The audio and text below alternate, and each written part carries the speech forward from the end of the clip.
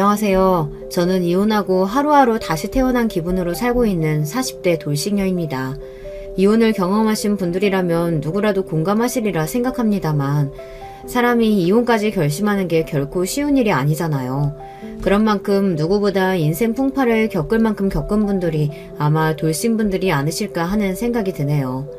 저 역시 이혼을 결심하기까지 정말이지 속이 썩어 문드러지는 줄 알았어요. 그래서 아무래도 그때부터 이 채널에 마음을 붙이게 된 게 아닐까 싶기도 하네요. 여기 사연을 보내시는 분들은 살면서 모진 일을 겪더라도 결국에는 슬기롭게 그 위기들을 다 이겨내고 성공하는 인생을 사시는 분들이니까요. 저도 여러분들 사연을 들으면서 얼마나 카타르시스를 느꼈는지 몰라요. 그래서 저는 망할 전 시댁 식구들 나락으로 보내고 강명 찾은 제 사연을 들려드릴까 해요. 저는 아들만 둘 있는 집에 막내 아들하고 결혼했어요. 결혼하기 전에 집에 하는 꼴을 보고 일찍 눈치를 챘어야 하는데 전 남편은 호구도 그런 호구가 따로 없었습니다. 전 남편은 거의 월급제로 제 본가에 갖다 바치고 있었어요. 데이트할 때 엄마한테 용돈을 받아야 한다는 전 남편 말에 얼마나 기함을 했는지 몰라요.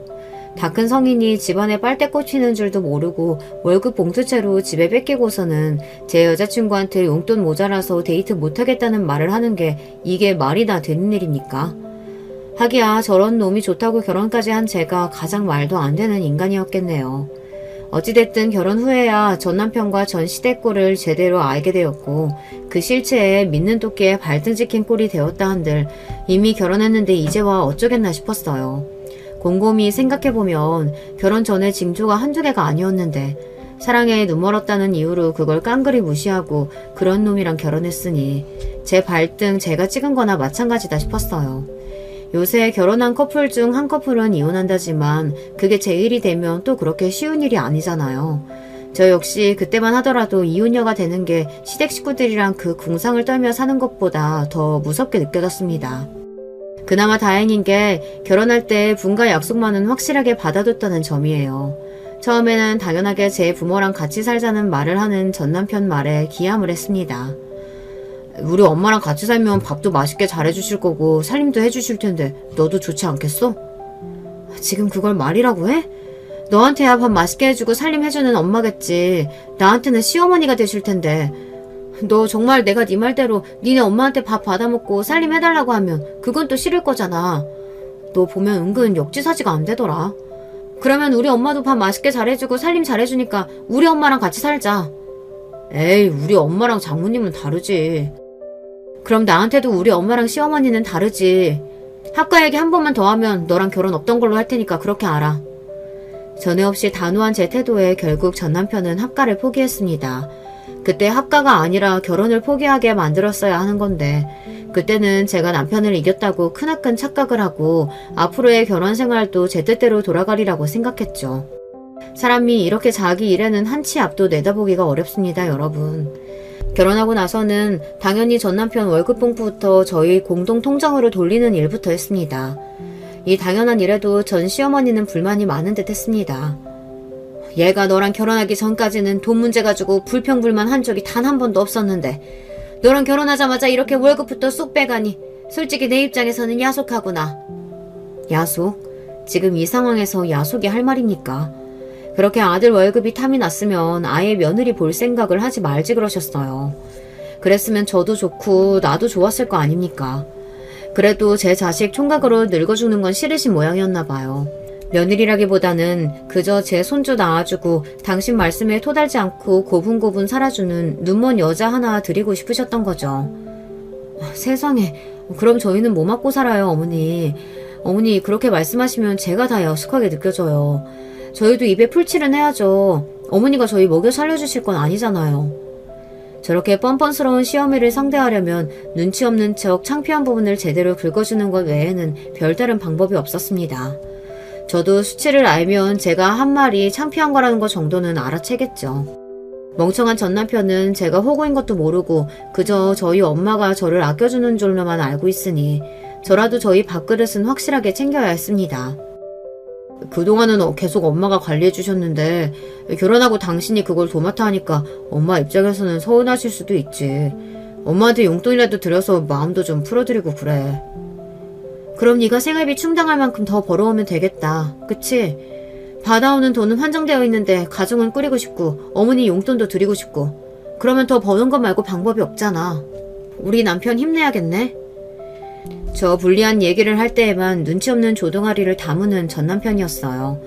제 어머니 기분 맞춰줄 생각은 하며 제 마누라 속 뒤집히는 거에는 관심이 없는 건지 알고도 모르는 척 하는 건지 이놈도 유부남으로서는 한참 자격 미달인 놈이었어요. 그도 그럴 것이 하는 행동과는 달리 전 시어머니는 겉으로 제 막내 아들을 세상 둘도 없는 것처럼 아끼는 양 굴었습니다. 우리 태수 같은 효자가 또 없지. 엄마 생각해주는 건 우리 막내 아들 뿐이야.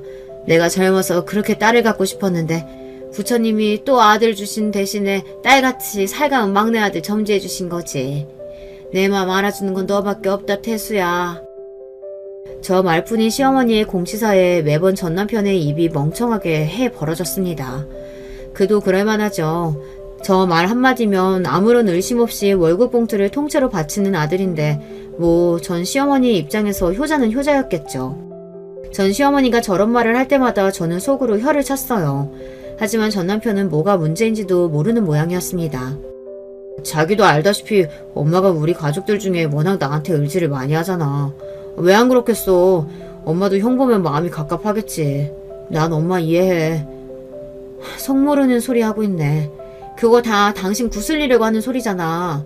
어머님 말만 저렇게 하시고 결국 결정적인 순간에는 항상 아주버님 편인 거 정말 모르겠어? 몰라서 그러는 거야? 인정하기 싫은 거야?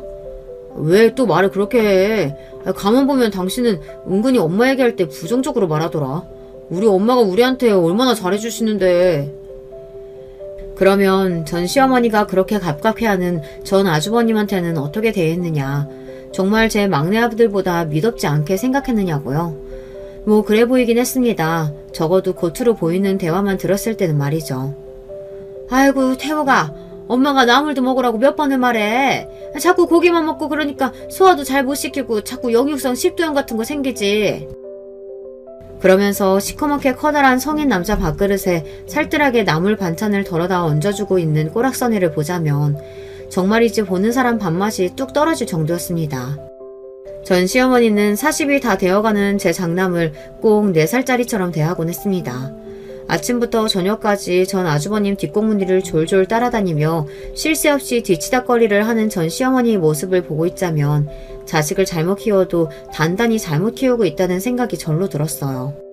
그렇다면 제 어머니가 그렇게 저를 챙기는 것에 전 아주버님께서 고맙게 생각하느냐 하면 그건 또 절대 아니었죠. 아 엄마 귀찮게 따라다니지 말라니까. 코딱지만한 집구석에서 왜 이렇게 성가시게 따라부는 거야. 재수씨 보는데 창피하게 진짜. 저 보기 창피한 줄은 알면서 늙은 어미 손가게 만드는 자식이라는 데 대해서는 창피한 줄을 모르는 모양이었어요. 전 아주버님 말 맞다나 전 시어머니는 하루 종일 집안에서 제 큰아들 뒷공무니만 졸졸 따라다니며 온갖 참견을 다 해댔습니다. 그도 그럴 만한 것이 전 아주버님이 하루 종일 집에서 뒹굴대기만 하는 백수였거든요. 아주버님 말이야, 언제까지 저렇게 집에서 노시게 둘 거야? 어머님 아버님 연세가 적으신 것도 아니고 본인들 노후 준비하기도 빠듯하실 텐데 아주버님도 본인 앞가림은 하셔야 될 거 아니야. 형이 뭐 그럴 재주가 돼? 큰아들이라고 저렇게 집구석에만 박혀있는 꼴을 봐야 하는 엄마가 제일 안 됐지. 지금까지 저렇게 살았는데 뭐 할 줄 아는 게 있는 것도 아니고 뭐 어쩌겠어. 사람이 살던 대로 살아야지. 참 웃기는 게 전 남편은 항상 자기 형을 자기보다 못한 인간으로 취급하면서도 경제력이 없는 인간이니 당연히 저나 저희 엄마가 도와줘야 한다고 생각하는 것 같았습니다. 하기야 본인 모친에게 평생 들어온 소리가 그런 거니 귀 얇고 줏대없는 전 남편 입장에서는 그게 인생이 질리려니 착각 속에 평생을 살아온 거죠. 네 형 저렇게 1인분도 제대로 못하고 사는 걸 보면 내 속이 다 뒤집어지다 못해 제명에 못 살지 싶다. 그러니 어쩌겠니? 내가 저런 아들 녀석 만난 것도 네가 저런 형을 동생으로 태어난 것도 다 부처님 뜻이 아니겠어. 우리가 도 닦는다, 이번 생에 공덕 쌓는다 생각하고 네 형 살뜰하게 챙겨야지.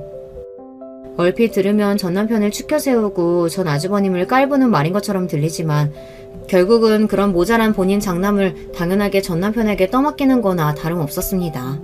그런 말을 듣고도 본인 엄마가 믿는 건 장남이 아닌 자신이라고 생각하는 인간이었으니 이쯤 되면 전 남편에 대한 시어머니의 영향력은 거의 세뇌라고 해도 과언이 아니었습니다. 제 엄마가 대놓고 자기한테 빨대 꽂은 거나 마찬가지인 상황인데도 그게 가족 구성원으로서 능력을 인정받았다고 단단히 착각을 하고 사는 사람이었어요. 놀라운 것은 저 내세울 것이라고는 하나도 없는 전 아주버님도 결혼을 한 적이 있었다는 겁니다. 아니, 가장은커녕 본인 밥벌이도 못하는 양반한테 어느 눈먼 여자가 시집을 다 왔대. 결혼하기 몇 달 전인가 엄마가 하도 닥달해서 형이 잠깐 회사에 나간 적이 있었어. 엄마 지인 통해서 겨우겨우 마련한 자리였겠지. 그거나마 몇 달 못 다니고 때려치웠지만 말이 때려치운 거지 자기가 먼저 나오지 않았으면 얼마 안 돼서 쫓겨났을걸? 그러니까 결혼시키려고 다니지도 않던 회사를 급하게 밀어넣었다는 거야? 어머님도 참 너무하신다. 여자 입장에서는 사기 아니야. 여자도 어머님이 갖다 붙이셨다면서. 엄마도 오죽 답답하셨으면 그러셨겠어. 형이 워낙 정신을 못 차리니까 결혼이라도 해서 가정되면 정신을 차리려나 싶으셨겠지. 근데 자식 일이 뭐 부모 마음대로 돼. 그렇게 밀어넣어준 회사나마 성실하게 정신 차리고 잘 다녔으면 사람 구실했을 텐데 거의 결혼하자마자 그거마저 때려치웠으니 그걸 엄마가 더 어떻게 했겠어. 그래서 예전 동서가 결혼한 지 3개월도 안 돼서 이혼 서선 건 거야? 그런 남편이랑 못 살겠다고? 몇 달 살지도 않았는데 동서는 무슨. 그 여자도 참 독해. 그래도 자기도 결혼 생각이 있으니까 우리 집안으로 들어온 거 아니야. 몇 년도 아니고 고작 몇 달 돈 안 벌어왔다고 남편을 그렇게 혼신잡처럼 버려? 요즘 여자들 진짜 무섭다니까. 나라도 버리고 도망간다 속으로 욕을 했습니다. 밖에 나가서는 저가 뭐 하나라도 손해볼까 싶어 눈에 쌍심지를 켜고 달려드는 인간이 왜 본인 본가 식구들 일만 끼어들면 저렇게 천지분간을 못할까 기가 막힐 노릇이었어요.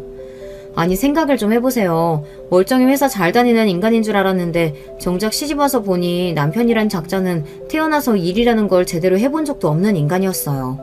그나마 몇 달 다니던 일은 저하고 결혼하려고 억지로 다녔던 거였고 제가 속아서 결혼하자마자 기다렸다는 듯이 회사를 때려치웠습니다.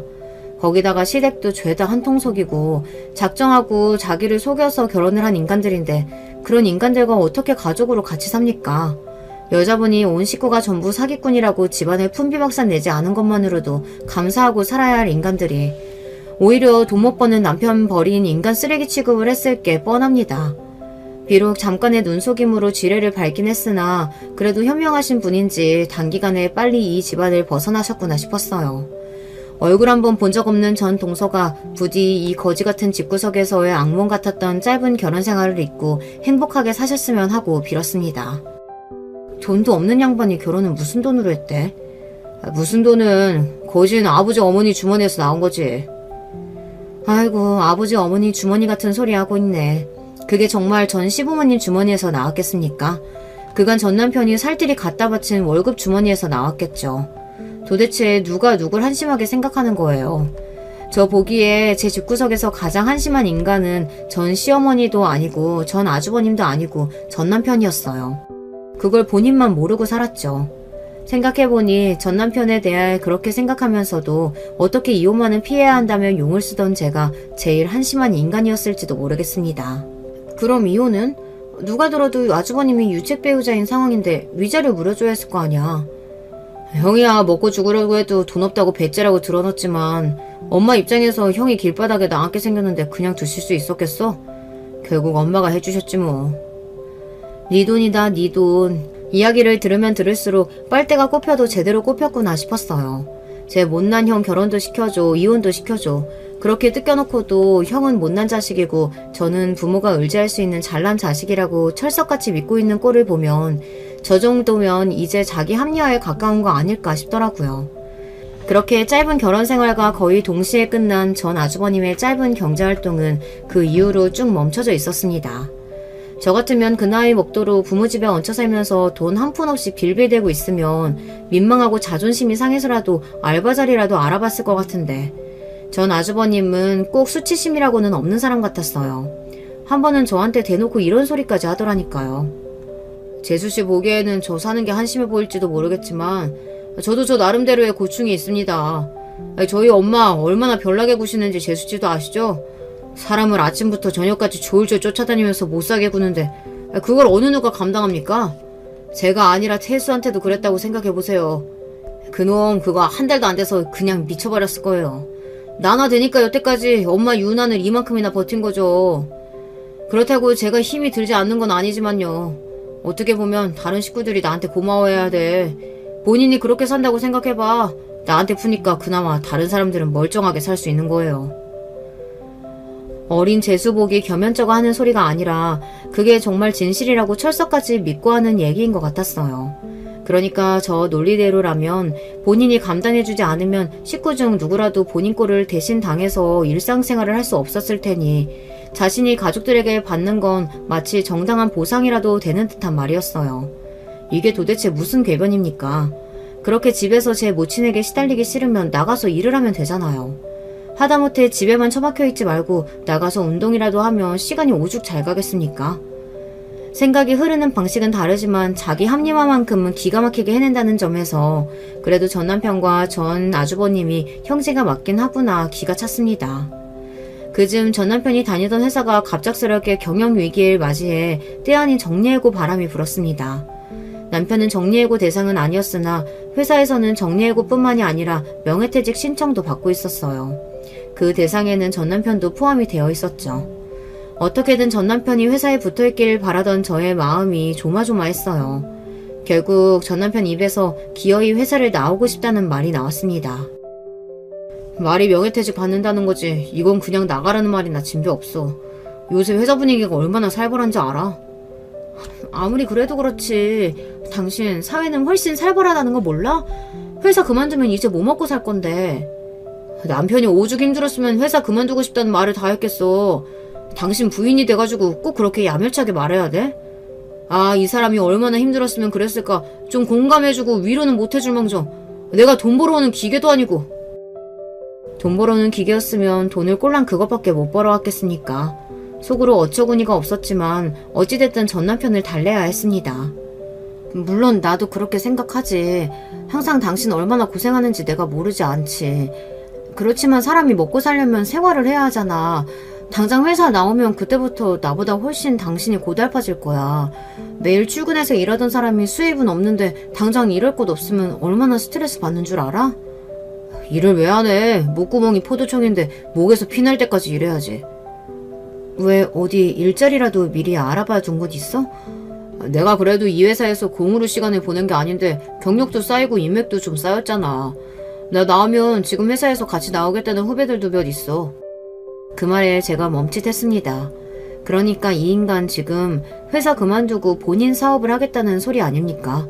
그 생각이 들자 뒷목이 쭈뼛해지더라고요. 당신 지금 제대로 생각하고 말하는 거 맞아? 그러니까 당신 혼자도 아니고 회사 후배들까지 데리고 나와서 사업을 하겠다는 거야 지금? 사업이 누구 집 애 이름도 아니고 돈이 한두 푼 드는 것도 아닌데 대체 어쩌려고 그런 소리를 해. 그러니까 밑도 끝도 없이 모르는 분야 들어가겠다는 게 아니라 지금까지 내가 해온 일로 사업하겠다는 거잖아. 내가 이쪽에 아는 사람이 없는 것도 아니고 나 사업하겠다고 하기만 하면 도와주겠다는 사람 천지야. 당신은 사람을 무시해도 유분수지. 당신 남편이 그렇게 생각 없이 사는 사람인 줄 알아? 전 남편이 다니던 회사는 광고 대행사였습니다. 광고 대행사라고 하니까 제법 그럴싸하게 들리긴 하지만 실상은 그렇지 못했어요. 동네 단위의 음식점이나 가게 등의 홍보 전단지를 만드는 것이 주로 하는 일이었으니 애초에 전 남편이 다니던 회사 자체도 별로 크지 않았습니다. 그런데 그 크지도 않은 회사에서 독립해 나와서 회사를 차리겠다니 제가 그쪽에 대해 전 남편보다 아는 게 적은 건 사실이지만 그런 업체들이 이미 포화 상태라는 것쯤은 알고 있었습니다. 시장에 대한 파악이 전문가가 아닌 저보다도 안 되어 있는 사람인데 저 사람이 무슨 사업을 하나 싶어 기가 막혔습니다. 당신이 디자이너에게라도 하면 내가 그나마 생각이라도 해보겠어. 그런데 당신 영업직이잖아. 그러면 직원으로 디자이너도 뽑아야 하고 당신 영업될 때 사무일 볼 사무보조도 필요하고 고용해야 할 직원이 몇 명인데 당장 당신 밥벌이도 할 수 있을지 모를 판에 그 직원들 월급은 다 어떻게 주려고. 아니 다 떠나서 당신 사업할 돈이 어디 있는데 뭐 나 모르게 꿍쳐둔 쌈짓돈이라도 있어? 제 알량한 자존심 내세우며 빡빡 우기던 전 남편 말이 뚝 끊겼습니다. 그러면 그렇지 제 놈한테 그럴 돈이 어디 있겠습니까? 그걸 뻔히 알면서 저 입을 다물게 하려고 일부러 꺼낸 말이었어요. 그런데 전 남편이 생각지도 못한 말을 꺼내더군요. 당신 결혼 전에 장인어른이 유산 땡겨주신 거 있잖아. 그거 일단 사업 출자금으로 쓰면 되지 않겠어? 아주 당연하게 제 돈이 자기 돈이라도 됐냥 말하는 전 남편이었습니다. 저는 그만 기가 탁 막혔어요. 지금 그 돈 얘기가 왜 나와? 그 돈 말 그대로 우리 부모님이 나한테 주신 돈이야. 결혼 후에 받은 돈도 아니고 결혼 전에 받은 돈이고 당신하고는 하나도 상관없는 돈이라고. 당신 말 진짜 서운하게 한다. 우리가 남이야? 내가 나 혼자 잘 되자고 이래? 우리 둘 다 잘 살자고 내가 이렇게 아등바등 사는 거잖아. 우리를 위해서, 앞으로 태어날 우리 아이들을 위해서. 나 잘 되면 다 당신한테 돌아올 텐데 꼭 남 얘기하듯 그러는 거 나한테 진짜 상처야. 화를 내도 내가 내야지 제 놈이 왜 화를 낸답니까? 그 말을 끝으로 전 남편은 정말 며칠 동안 저한테 말도 한마디 안 걸더라고요. 저가 그렇게 나오면 제가 못 이기는 척 지고 들어올 거라고 생각한 모양이었습니다. 그러나 저도 전 남편이랑 그 가족들에게 그간 당해온 것이 있는데 호구처럼 제게 남은 얼마 안 되는 것까지 홀다당 뺏길 생각은 추호도 없었습니다. 제 반응이 자신이 예상한 것과 다르게 돌아가자 전 남편도 초조해진 기색이었어요. 그럴만도 하죠. 전 남편한테 돈 나올 구석이 어디 있겠어요. 애초에 결혼 전까지는 번 돈은 싹 다 제 본가에 가져다 바쳤고 제 식구들 외에는 돈 쓰는 거나 마음 쓰는 거나 밴댕이 소갈딱지인 전 남편한테 그만한 돈 턱턱 내어줄 지인이 있을리 만무했습니다. 그렇다고 전 시댁에서 전 남편을 도와주리라는 생각은 그야말로 턱도 없는 생각이었어요. 돈 가져갈 때나 우리 아들 간이고 쓸개고 다 빼줄 듯 굴었지만 제 큰아들 귀한 줄이나 알지 둘째 아들은 돈줄로 생각하는 전 시어머니가 그만한 돈을 내어줄 리가 없잖아요. 내 돈 빼앗아 간다고 욕이나 하지 않으면 다행이었습니다. 그러니 남은 게 누구겠어요. 저밖에 더 있겠어요. 전 남편 입장에서는 제 사업을 하려면 어떻게든 저를 굴러 삶아야 하는 것 말고는 방도가 없었을 거예요. 여보, 며칠 전에 내가 말이 너무 심했지? 내가 요즘 회사에서 퇴사 압박이 너무 심해서 말을 제대로 가리질 못했나봐. 내가 자기 아니면 또 누가 있어. 난 항상 우리 둘이 같이 잘 살 생각뿐인데 자기가 그걸 몰라주니까 너무 내가 서운했나봐. 나 정말 준비 많이 했어. 절대로 당신 고생시키지 않을 테니까 처음에만 나 좀 도와주라. 응? 여보. 씨알도 안 먹힐 말이긴 했지만 평생 제 엄마와 형한테 뜯어먹혀 놓고 막상 도움 필요할 때는 어느 누구 하나 손 벌릴 곳이 없는 전 남편 인생이 딱하게 느껴졌습니다. 지금 와서 생각해보면 전 남편 딱해할 시간에 나나 딱해했으면 속이라도 덜 뒤집혀졌을 것을.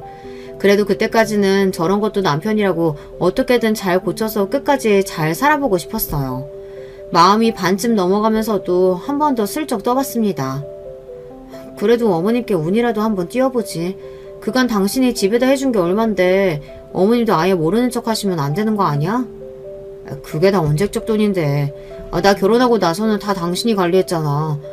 그간 형 앞으로 들어간 돈도 적지 않은데 본인들 노후 준비나 제대로 하셨으면 다행이지.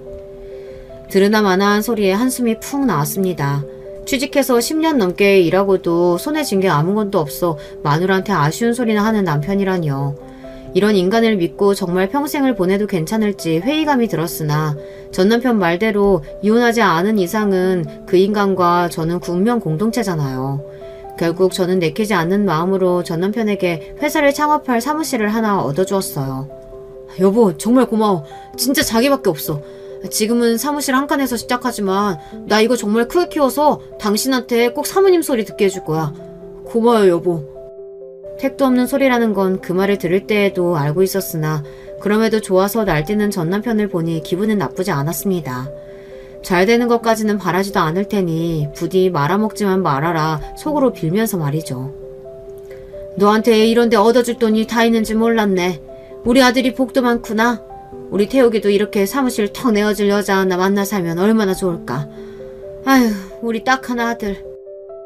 제 둘째 아들 개업식에 와서까지 본인 큰아들이 애처로워 어쩔 줄을 모르시는 전 시어머니 꼴을 보는 게 눈꼴 시려웠지만 좋은 날 덩달아 분위기 망치기 싫어 꾹 눌러 참았습니다.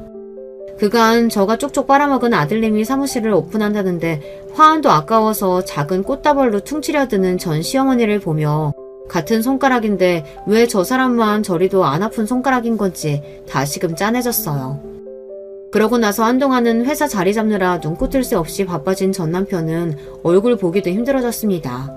처음 사업한다고 했을 때는 저 철딱선이 없는 인간을 도대체 어찌해야 하나 한숨이 나올 지경이었는데, 그래도 저도 회사까지 그만두고 제 사업을 시작할 때 저 나름대로는 다부진 각오를 한 모양이었어요.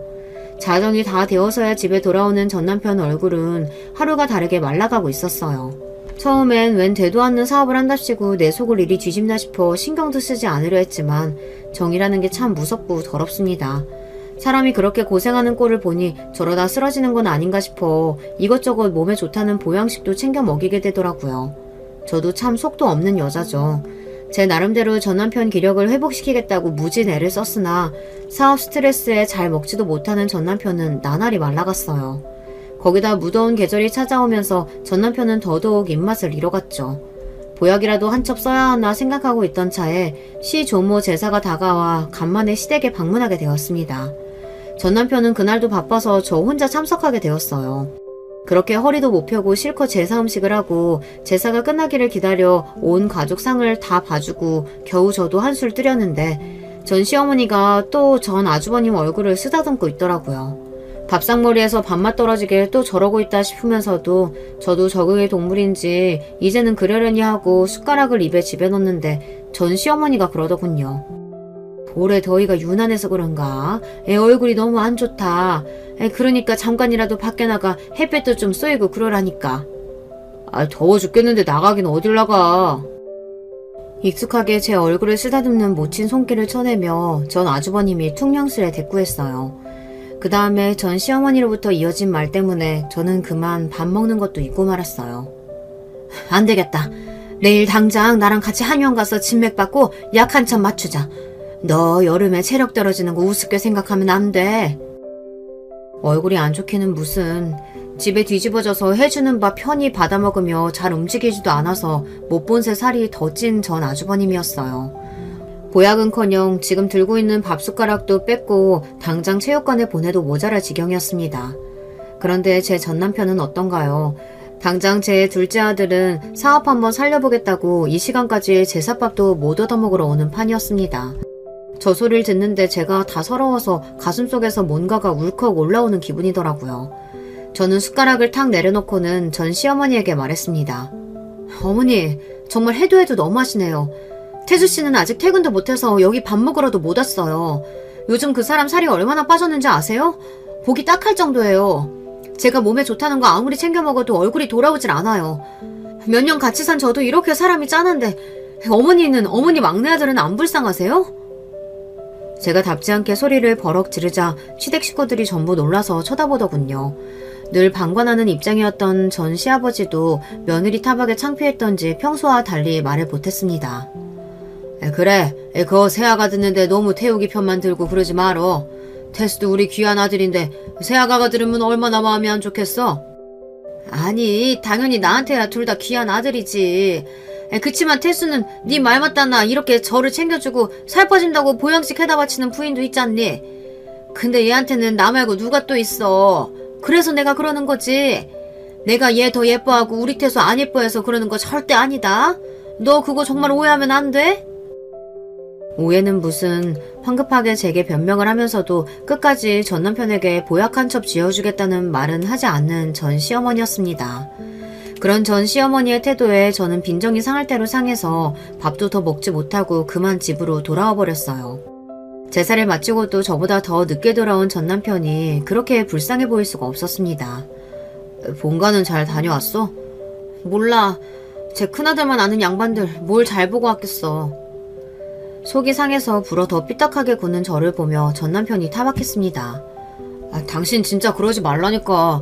노인네리들이 오죽이나 마음 둘 곳이 없으면 그러겠어. 당신이 우리 집 하나뿐인 며느리인데 그럴수록 더 기분 맞춰드려야지. 그래봤자 결국 엄마가 믿는 건 나 하나뿐이야. 불쌍하게 생각했던 마음이 싹 가시는 소리였습니다. 그래요. 제 주제에 누가 누굴 불쌍해합니까? 그저 제 인생이 가장 불쌍하죠. 다음날 웬일로 전 시어머니가 돈 문제도 아닌데 먼저 연락을 해오셨어요. 시집오고 그렇게 큰 소리를 낸 적이 없던 며느리가 피운 소란에 영 마음이 쓰인 모양이었어요. 그러지 말고 나가서 맛있는 것도 좀 먹고 마음 좀 풀자. 우리가 어디 하루 이틀 볼 사이도 아니고 가족인데 오래 꿍해 있으면 서로 안 좋잖아. 꼭 제가 별것도 아닌 일로 일방적으로 토라져 있다는 듯 말하는 투가 마음에 들지 않았으나 어차피 계속 얼굴 보려면 길게 끌어좋을 것 없다는 말만큼은 저도 동의했기에 전 시어머니의 제안을 수락했습니다. 제 기분이 빨리 풀리지 않으면 결국 본인 손해라고 생각하셨는지 무려 저희 집까지 픽업까지 오셨어요. 전 아주버님이 무거운 몸을 이끌고 손수 운전까지 해서 오셨더라고요. 제가 차에 타자 곧 저희 동네 주변의 외곽으로 빠지기 시작했어요. 그 지역에는 오랜만에 지나가는 거였기에 전에 획했던 곳들에 새 아파트가 줄지어 세워져 있더라고요. 이쪽에 대규모 아파트 단지 들어선다는 얘긴 들었는데 여긴 줄은 몰랐네요. 이쪽이 앞으로 뜬다고 그러던데. 얘는 그건 여기보다 좀 더 서쪽으로 가야 해. 그리고 여긴 별로 메리트 없어. 여기 서남 쪽으로 아파트 단지 완공된 쪽이 앞으로 5년 안에 2배까지 뛴다고 하니까 그쪽이 알짜배기지. 어머님 부동산에 별로 관심 없으신 것 같더니 저보다 더 잘하시네요. 아파트 정보 알아봤자 배만 아프지 먹고 죽어도 쓸 돈도 없으니 해당 사항이 없다며 제 앞에서 늘 노래를 부르듯 하던 전 시어머니였기에 저도 모르게 한 말이었습니다.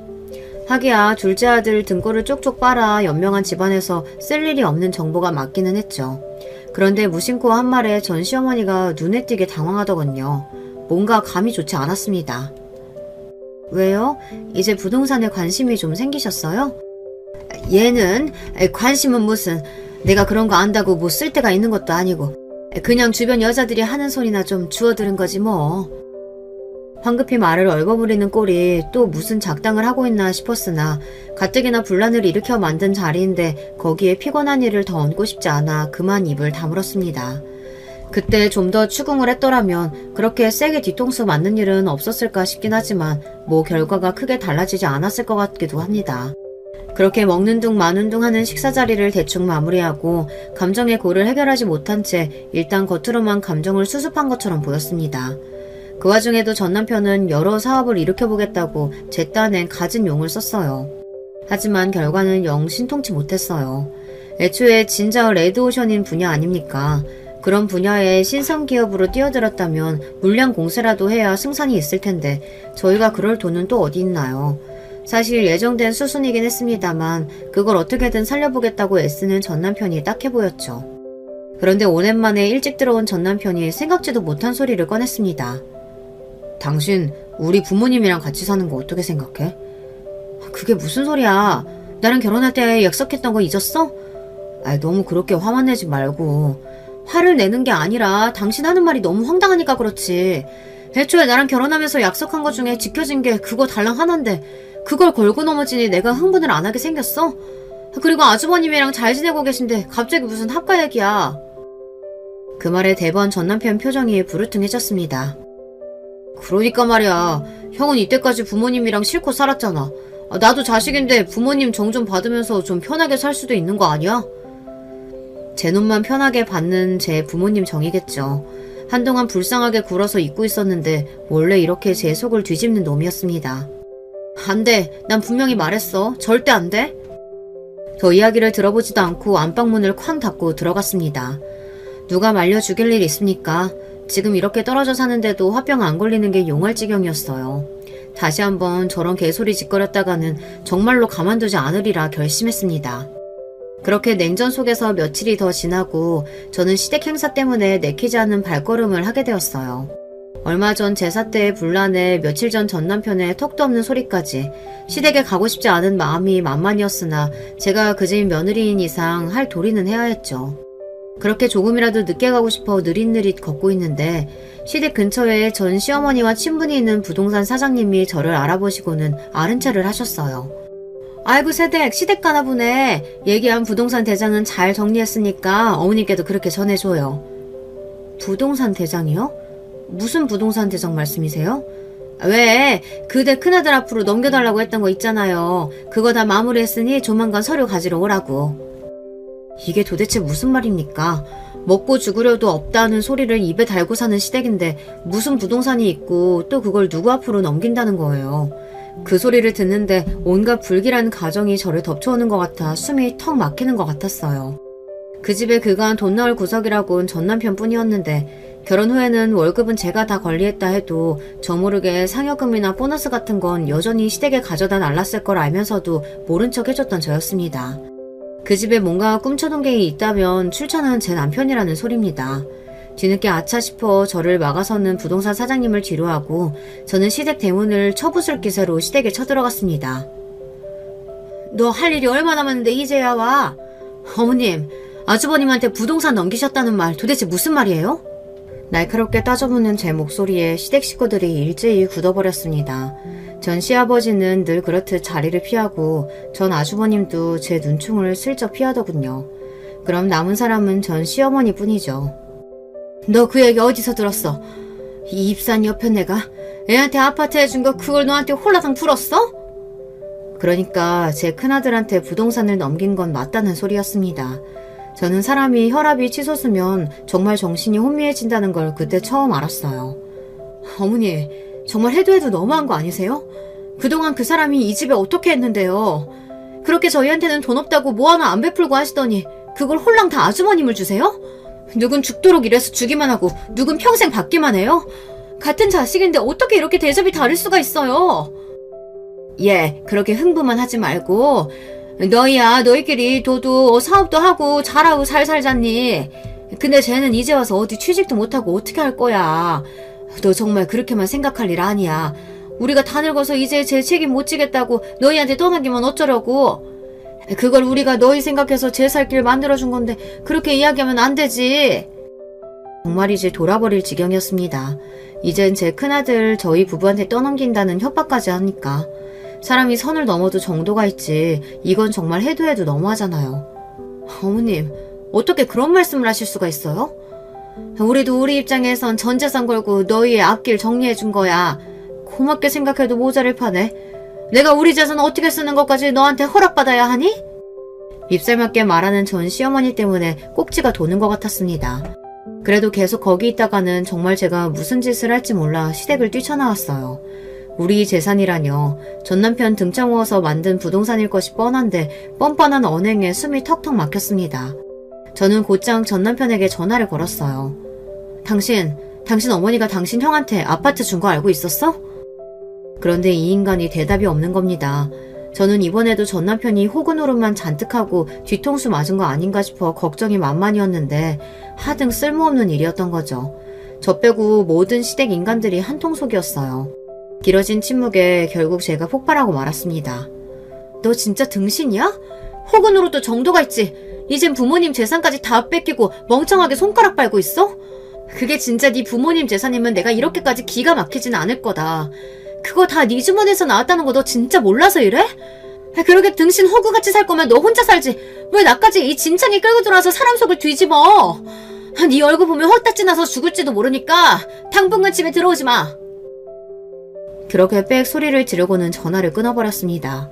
이제 불쌍한 걸 넘어서 전 남편 꼬라지만 봐도 짜증이 솟구칠 것 같았어요. 도대체 저런 인간을 데리고 어떻게 평생을 살란 말입니까?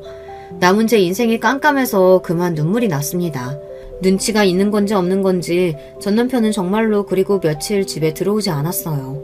안 들어오면 제 놈만 손해지 생각하며 그 며칠간 쓰린 속을 애써 홀로 달랬습니다. 그러다가 전 남편이 다시 집으로 돌아왔을 때는 혼자가 아니었어요. 어머님이 여긴 웬일이세요? 날카로운 제 말투에 모자가 움찔하더군요. 그러나 이내 뻔뻔하게 나가야 한다고 생각했는지 전 시어머니가 말했습니다. 얘는 내가 어디 못 올 때 왔니? 나 이제 너희들이랑 살려고 왔다. 뭔 정신 나간 소리예요 이건. 제가 이성을 잃고 소리를 질렀어요. 여기 내 집인데 어머님이 왜 여기서 살아요? 왜요? 살던 집까지 귀하신 큰아드님 주셨어요? 당신 어머니한테 그게 무슨 말버릇이야? 넌 입 닥치고 있어. 내가 허락 안 했는데 어머니가 무슨 자격으로 여기서 살아요? 내 아들이 허락했다. 내가 세상에서 제일 좋아하는 우리 둘째 아들이랑 같이 살겠다는데 무슨 엿바닥이 이렇게 길어? 제일 좋아하는 둘째 아들은 무슨. 당신한테 저 인간 돈 빨아먹을 호구로밖에 안 되는 거 내가 모를 줄 알아? 어디 나까지 호구 취급을 하고 있어. 둘 다 꼴도 보기 싫으니까 당장 내 집에서 나가. 이게 진짜. 순간 눈앞에 불이 번쩍하더니 제 목이 획 돌아갔습니다. 전 남편 놈이 그 씹어먹어도 모자랄 놈이 제 얼굴에 손을 댄 거였습니다. 그래도 저는 그간 제 집에서 물주 취급이나 당하는 제 놈이 안타깝다고 불쌍해했더니 처음부터 그놈한테는 제가 아니라 저 얌체 같은 시댁 식구들만이 가족이었던 거죠. 그 생각이 드니 도대체 그동안 제가 뭘 위해 이 지긋지긋한 결혼 생활을 지속한 건지 속에서 천불이 나 견딜 수가 없었어요. 당장 이 불을 끄지 않으면 그만 화르륵 타 죽을 것만 같았습니다. 저는 제가 무슨 짓을 하는지 자각도 하지 못한 채 욕실에서 호스를 끌어다 그 빌어먹을 두 모자에게 물줄기를 퍼부어댔어요. 나가! 둘 다 내 인생에서 꺼져버려! 너희들 때문에 내가 되는 일이 하나도 없어! 꼴도 보기 싫으니까 둘 다 나가서 죽어버려! 미친년처럼 물줄기를 휘두르는 제 꼴에 놀라 두 모자가 허겁지겁 집 밖으로 피신했습니다. 그때를 놓치지 않고 저는 현관문을 쾅 닫아버렸어요. 그러고는 그 자리에 퍼질러 앉아 집이 떠나가도록 엉엉 오열하기 시작했어요. 본능적으로 이 결혼이 결국 깨져버렸다는 것을 실감했습니다. 그 두 인간들에게 이런 꼴까지 당했는데 더는 이혼이 무섭지 않았습니다. 그동안에야 어떻게든 가정을 지켜보겠다고 못 볼 꼴 참아낸 거지 이혼을 결심한 마당에 제가 못할 짓은 세상에 아무것도 없었어요. 저는 당장 전 남편 놈의 회사 사무실을 전세부터 뺐습니다. 부동산 사장님이시죠? 저희 사무실 전세 급하게 뺄 일이 생겨서요. 길 맞추지 못한 건 저희 쪽에서 부담할 테니 최대한 빨리 부탁드려요. 들어오신다는 분 있으면 당장 내일이라도 뺄 수 있으니 연락 기다리겠습니다. 마침 공교롭게도 사무실 전세가 많이 부족할 시기였습니다. 부동산 사장님과 함께 사무실을 보러 온 사람을 갑작스레 맞이한 전 남편 놈이 혼비백산해서 집으로 달려왔어요. 이게 무슨 소리야? 사무실을 뺐다니! 저는 놈 말에 대꾸도 않고 준비한 이혼 서류를 놈 면상에 집어던졌습니다. 내 돈 내가 뺀다는데 네 놈이 무슨 상관이야? 너같이 천지국만 못하는 호구놈이랑은 단 하루도 살아줄 생각 없으니까 이혼 서류에 사인이나 해서 보내. 저가 유책 배우자로 표기된 서류를 보고 놈 눈이 뒤집어졌습니다. 누구 맘대로 이혼이야? 그리고 왜 이 집이 네 앞으로 되어 있어? 왜긴 왜야? 네가 대도하는 사업한답시고 이 집에 그나마 절반 넣어둔 돈 나한테 현금으로 받아갔잖아. 공증까지 받아놓고. 네 마누라 돈이니까 진짜 네 돈이라도 된 줄 알았어? 쟤 미친놈이 폈는다고 마누라 뺨까지 쳐놓고 그러고도 네 놈이 이혼 안 당할 줄 알았니? 네가 아주 나를 등신으로 봤구나. 네 모자 가고 진단서까지 끊어놨으니까 넌 가정폭력까지 행상한 유책 배우자야. 나 없으면 땡전 한 푼 없는 거지 주제에 감히 나한테 손찌검까지 해? 오늘 이후부터는 접근금지 신청도 할 테니까 네 면상 볼 일은 더는 없을 거다. 가서 네 어미 젖이나 먹어. 그러고는 곧장 인터폰을 들어 저 무례한 주거침입자를 쫓아내줄 것을 요청했습니다. 전 남편은 씩씩대면서도 곧 출동한 안전요원들에게 질질 끌려나갔어요. 그걸로 전 남편과는 완전히 끝이었어요. 워낙 이혼의 책임이 확실하기도 했고 저희 친정에서 그놈이 제게 손댄 걸 알 이후로는 완전히 놈과의 접촉을 막아버렸으니까요. 그렇게 놈은 찍소리도 못하고 집도 잃고 회사도 잃고 빈털터리가 된 채로 저에게 이혼당했습니다. 정말로 저들이 살던 집까지 처분해 큰아들 놈에게 주고 제 집으로 살러 들어올 작정이었던지 당장 살 곳이 없어진 전 시부모와 전 남편이 모텔을 전전한다는 소리를 들었을 때는 그런 깨소금 맛이 있을 수가 없었어요. 진짜 재밌는 게 뭔지 아세요? 제 부모한테 아파트까지 받은 귀하신 큰아드님이 제 부모 모시기 싫다고 새 아파트 문도 안 열어줬다는 거예요. 근처 사는 친구가 전 시어머니가 그 집 문 앞을 두드리고 생 난리가 아니었다는 소리를 듣는데 자식 새끼 한번 잘 키웠다 싶더군요. 그래서 그 모자란 전 아주버님이 그 집이나마 잘 지켜냈냐고요. 그 멍청이가 무슨 바람이 불었는지 어디서 주식 투자 정보를 잘못 물어와서는 주택 대출까지 받아 투자했다 원금을 홀라당 날려먹는 바람에 그 아파트가 경매로 날아갔다는 소식을 들은 게 제가 마지막으로 듣게 된 시댁 소식이었습니다. 그 집 멍청한 건 아무래도 대대로 내려오는 유전자가 아닌가 싶습니다. 그것들 꼴을 안 보고 사니 세상 근심이 다 사라진 것 같아요. 내려놓으면 일이 편안한 것을 뭐 한다고 그렇게 이혼년 안 되어보겠다고 내 인생 갉아먹으며 아등바등 살았나 모르겠어요. 결혼도 서로 위로해주는 사람들끼리나 좋은 거죠. 이혼하면 세상 무너지는 줄 알았는데 막상 살아보니 그런 것도 아니었고요. 더러운 꼴 볼 일 없으니 확실히 정신건강은 훨씬 좋아진 것 같습니다. 제 지긋지긋한 전 남편과 전 시댁 탈출기는 이쯤에서 마무리할게요. 제 다이나믹한 결혼 이야기 끝까지 들어주셔서 감사합니다. 안녕하세요. 저는 지금 강원도에 살고 있는 노인네입니다. 어찌어찌 살다 보니 벌써 나이가 70을 훌쩍 넘게 먹었네요. 정말 한 거 없이 나이만 먹은 기분입니다. 얼마 전 개인적으로 정말 안 좋은, 하지만 나중에 화근을 제거한 듯한 일이 있었어서 한번 이야기를 해보고 싶었습니다.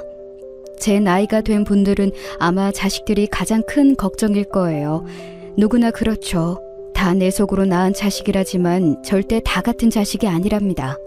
어떤 애는 정말 내 생각만 하면서 어떻게든 잘 모시려고 하고, 어떤 애는 내 돈을 긁어갈 생각만 하죠. 아니, 돈만 긁어가면 다행이게요. 부모를 아예 갖다 버리려고 들기도 하잖아요. 지금 생각해도 화가 나면서 서글퍼지기도 하는 일입니다. 저는 20 남짓 아주 예쁘던 시절에 결혼해서 아들을 둘 낳았어요. 3살 터울이었는데 둘 다 지금은 나이가 많죠. 그중 장남은 애가 정말 착했어요. 원래 공부도 아주 잘하고 굉장히 영리한 애였는데 저희가 사정이 아주 어려워서 공부를 길게 못 시켜서 한이 되었던 아이였죠. 저희 신랑이 둘째 애를 낳고서 겨우 1년도 되지 않아서 세상을 떠났거든요. 신랑은 저보다 겨우 4살 많았는데 정말 너무 아까운 나이에 가버린 거였죠. 원래 배 타는 어부였는데 그날도 고기 잡으러 배 띄었다가 풍랑에 휘말려서 돌아오지 못했어요. 정말 그때 생각하면 얼마나 울었는지 아마 상상도 못하실 거예요. 어촌에서 사는 가난한 과부가 애들 둘 데리고 어떻게 살았겠어요. 삿바네질하고 나물 캐서 장에 내다 팔고 마을 인정에 기대서 밥 얻어먹으면서 살았죠. 그 당시에 강원도 어촌은 여러분이 생각하시는 것보다 상상 이상으로 힘들었어요. 지금 도시에서 사는 분들은 절대 알기 힘든 종류의 궁핍함이 있었죠. 그래도 아이들은 꼭 학교에 보내서 나중에 출세시키겠다고 그 고생을 전부 다 했답니다. 전기도 안 들어와서 낮에 바느질거리를 붙잡고 있다가 해가 내려가면 촛불 하나 켜고서 그 밑에서 바느질을 했어요. 손톱 밑이 바늘에 하도 찔려서 별로 아프지도 않을 지경이었죠. 배 굽는 것도 예사였고요. 그래도 애들 밥은 굶기지 않으려고 이웃집에서 밥 얻어가지고 오면 한 공기 반 되는 것을 애들을 반갈라 주었어요. 그럼 장남은 꼭 저한테 물었죠. 엄마는 안 드세요? 제가 먹을 밥은 없었지만 애가 그렇게 속 깊게 물어주는 것이 정말 어찌나 고맙던지, 그 애가 아니면 저를 생각해주는 사람이라곤 없던 시절이었으니까요. 걔가 그렇게 물을 때마다 저는 일부러 배부르다고, 엄마는 밖에서 먹고 왔다고 애를 안심시키면서 얼른 더 먹으라고 말을 했어요. 큰아들은 석연치 않은 얼굴을 할 때가 많았지만 그래도 알겠다면서 고개를 끄덕이면서 먹고는 했죠. 하지만 항상 밥 2술 정도를 공기에 남겨두고서 배부르다면서 물러났고요. 저한테 먹으라는 거였어요. 그런데 둘째 아들은 어땠는지 아시나요? 물론 막 클 때였기 때문에 어린애가 얼마나 배고팠을지는 알아요. 하지만 둘째 아들은 형이 밥 2술을 남기면 눈치도 보지 않고 달려들어서 밥 공기를 가져가 싹싹 긁어먹어 버렸죠.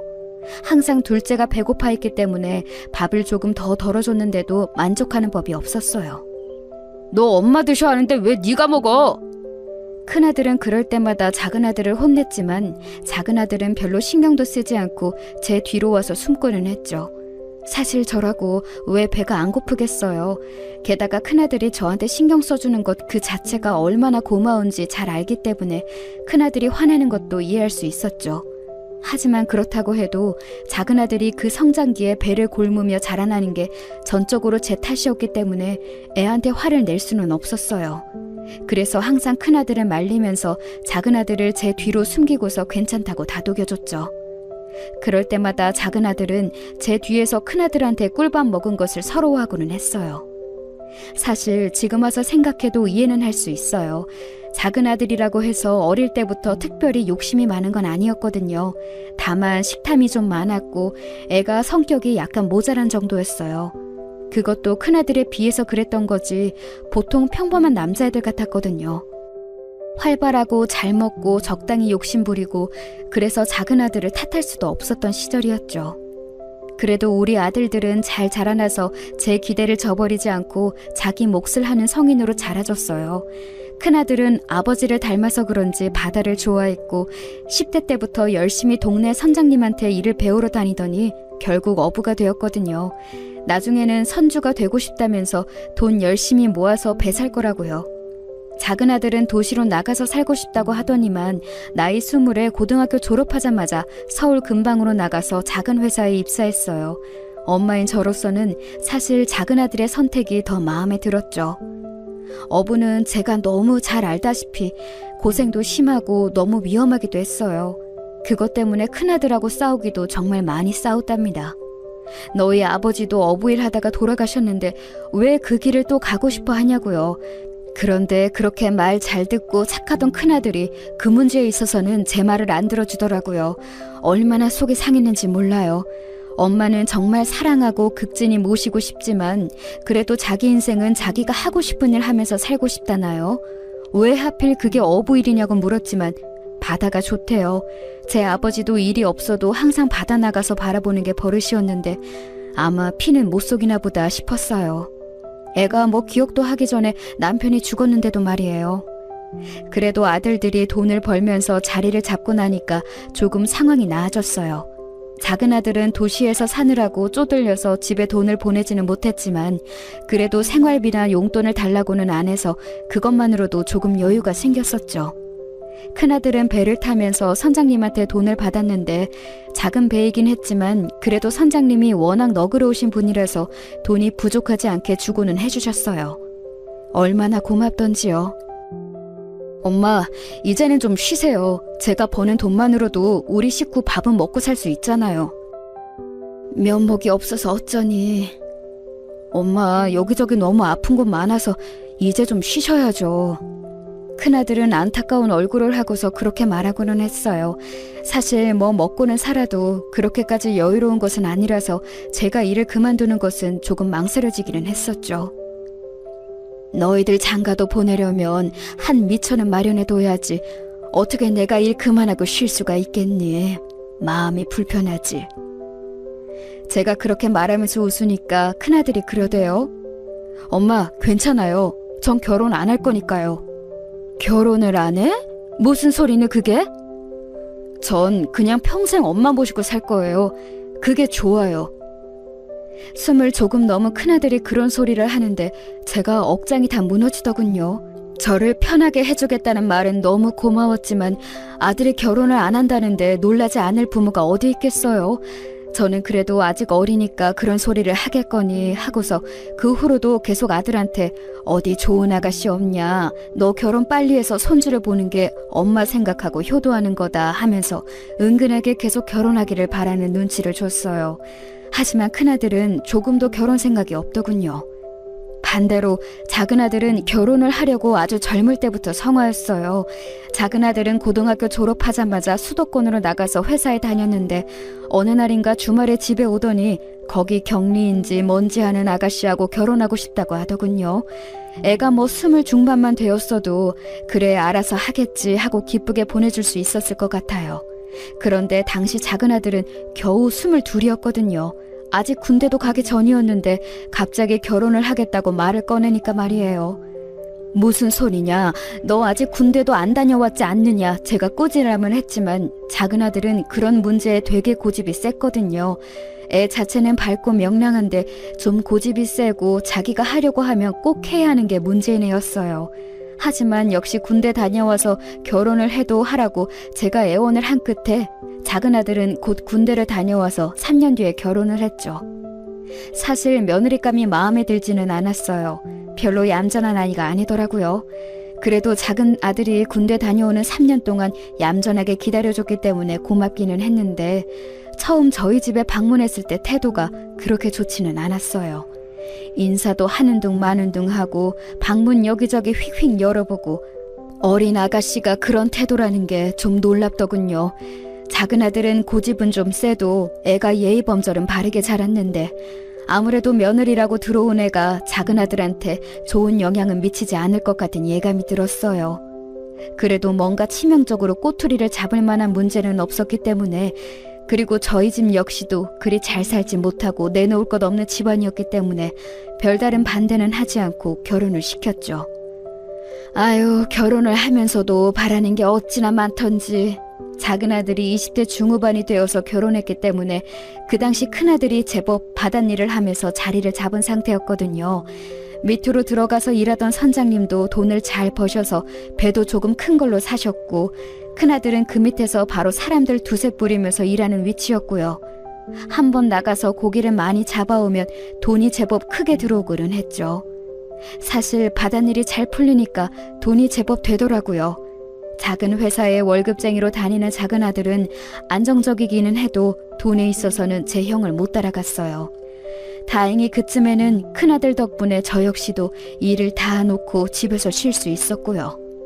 그런데 작은 아들이 그런 집 사정을 다 알고 있었거든요. 그러니까 좀 애가 욕심을 부린다고 해야 하나? 아무래도 며느리 때문인 것 같기는 했어요. 엄마, 저 집 하나는 해주실 거죠? 뜬금없이 무슨 소리니? 우리가 무슨 돈이 있다고? 돈이 왜 없어? 형 잘 벌잖아요. 그렇게 잘 버는데 여태까지 저 결혼용으로 뭐 안 모아놓으셨다는 건 아니죠? 작은 아들은 며느리감을 데리고 와서 주말에 함께 식사를 하면서 그런 소리를 하더군요. 저는 조금 놀라서 아들을 봤어요. 옆에 함께 앉아있던 큰아들은 눈을 찌푸리고서 작은 아들을 봤지만 그래도 옆에 재수씨가 있으니 별다른 말은 하지 않았어요. 요즘 집 하나 없이 결혼하는 사람이 어디 있어요. 작은 거라도 하나 해주셔야죠. 집사람 사돈 어른 쪽에서 혼수해주신다니까 집은 해주세요. 작은 아들은 마치 통보라도 하듯이 그런 소리를 했어요. 며느리는 새침한 얼굴로 앉아서 다른 말을 덧붙이지 않고 밥만 깨작거리고 있더라고요. 저는 좀 어안이 벙벙했지만 요즘 결혼하는 젊은이들은 다들 그런가 싶어서 그냥 알겠다고만 했죠. 나중에 큰아들이 한숨을 쉬었지만 그래도 여태까지 작은 아들을 고생시키며 키운 것이 미안해서 집을 해주었어요. 물론 그 과정에서도 굉장히 트러블이 많았죠. 작은 아들은 역세권에 있는 신축 아파트를 원했지만 저희는 그렇게까지 해줄 만한 여력은 전혀 없었어요. 수도권에 있는 작디 작은 빌라 하나를 해주는 것도 허리가 휠 정도였죠. 큰아들은 더 일을 늘려야 했고 저도 부업에 손을 대야 했고요. 작은 아들과 며느리는 일단 집을 받고서는 고맙다며 인사는 했지만 그렇게 크게 기뻐하거나 하지 않았어요. 그것 자체가 너무 속이 상하기도 했죠. 내가 아무리 노력해도 저 아이들한테는 별게 아니구나 싶었어요. 솔직히 말하면 사는 내내 이런 식이었어요. 작은 아들은 결혼한 이후에도 집에서 틈만 나면 돈을 가져가려고 했었죠. 며느리는 결혼하자마자 회사에서 일하는 걸 그만뒀고요. 아들 역시도 겨우 10명도 되지 않는 직원이 있는 작은 회사가 마음에 들지 않았던지 다닌 지 10년을 채우지 못하고서 그만두었어요. 하기사 그 정도면 많이 다니기는 했는데 이직을 잘했다면 모르지만 아예 그만두고서 자기 사업을 하고 싶다고 하더라고요. 그때 나이 30이 넘었을 때였으니 뭐 엄마라고 제가 하지 말라고 말릴 수 있는 나이도 아니었고 당연히 알아서 하겠거니 했어요. 그런데 그게 그렇지가 않더군요. 사업이 잘 되었으면 모르는데 잘 안 되니까 집에서 돈을 야금야금 가져갔어요. 큰아들이 돈을 열심히 벌고 저는 젊은 시절에 구두쇠처럼 살던 기질이 남아있어서 돈을 정말 많이 아껴서 잘 모았거든요. 그러니 집에 그렇게 돈이 없지는 않았는데 작은 아들은 시시때때로 와서 돈을 달라고 했었어요. 큰아들은 못마땅한 얼굴이었지만 작은 아들의 딱한 사정을 듣고서는 한숨을 쉬면서 돈을 내줄 때가 많았죠. 아마 제가 작은 아들이 안 되었어서 큰아들한테 부탁해서 더 그랬을지도 몰라요. 형제간의 우애가 돈보다 중요하다고 저는 그때는 그렇게 생각했었죠. 그런데 결정적으로 사이가 틀어졌던 건이 생겼어요. 저희 집에 밭이 조금 있었는데 사실 거기가 굉장히 쓸모없는 땅이었거든요. 그런데 지역이 개발되면서 그쪽에 마트가 들어섰고 거기서 돈이 좀 생겼어요. 그렇다고 해서 막 엄청나게 받은 건 아니고 적절한 값에 판 그 정도였죠. 그런데 이걸 작은 아들 부부가 안 거예요. 며느리가 전화가 와서 저한테 거의 따지자시피 말하더군요.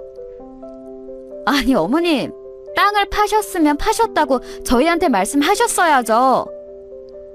아니, 판지 얼마 되지도 않았다. 너희 오면 이야기하려고 했지.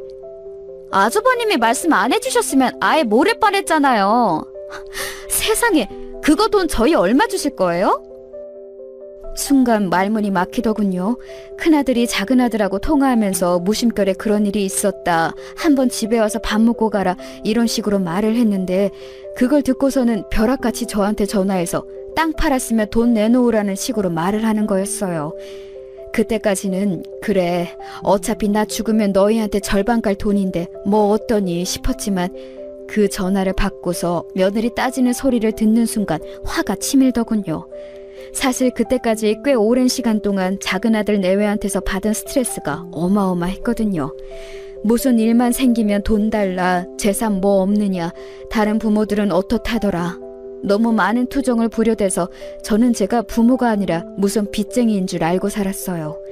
그런데 정말 이렇게 부모한테 대놓고 당연하게 돈 갈라서 내놔라 하는 건 아니잖아요. 너희한테 줄 돈 없다. 제가 딱 잘라 말하니까 순간 며느리가 전화 저쪽에서 조용해지더라고요. 뭐라고요, 어머니? 잠시만, 뭔가 제가 잘못 들은 것 같... 잘 들었어. 이젠 너희한테 돈 안 줄 거다. 내가 무슨 빚쟁이니? 어머니? 너희가 지금까지 가져간 돈만 해도 아파트 2채는 사고도 남았겠다. 대체 무슨 생각으로 나한테 계속 너희한테 돈을 내달라고 요구하는 거니? 심지어 내 돈도 아니야. 너희 아주버니가 벌어오는 돈인데 대체 정신이 있는 거니 없는 거니? 저는 며느리한테 전화로 마구 쏘아붙였어요.